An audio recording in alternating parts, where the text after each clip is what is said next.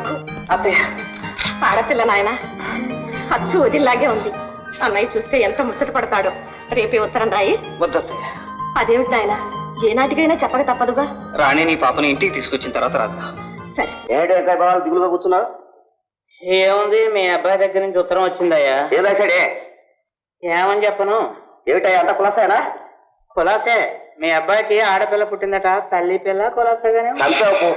ఏమిటో అని చెప్పి అడిగి తెచ్చాను. తల్లి పిల్ల కులాసాగా ఉంటే నీకెందుకు ఏడుపు? ఆడపిల్ల కదటయ్యా, కట్నం ఇవ్వద్దు. ఓయా, ఈ రోజుల్లో కట్నాలు ఇచ్చి సంబంధాలు కుదిర్చేదాకా అవుతారా? ఈ ఆడపిల్లలు వాళ్లే చేసుకుంటారు. నీకేం దిగులు లేదు, ఊరుకో. బావా, మన మనవరాలకి నీ పోలికే కదట, నా పోలికే కదట. అర్థం కావాలి నాయనమ్మంటయ్యా. ఇది పోలికే. మా ఇంటి మహాలక్ష్మి మళ్ళా పుట్టిందే. అవునయ్యా, మనం తక్షణం వెళ్ళి చూడాలరా. నేను వస్తాను. ఆగండి. ఎక్కడికి? అబ్బాయి తిరుగుడు ఉద్యోగం. 1 వారం ఒంగోలు, 2వ వారం రేణిగుంట, 3వ వారం మద్రాసు, 4వ వారం నైజాము. అడ్రస్ ఎక్కడని? అయ్యో, ఇదేంటి అడ్రస్? ఏది ఏది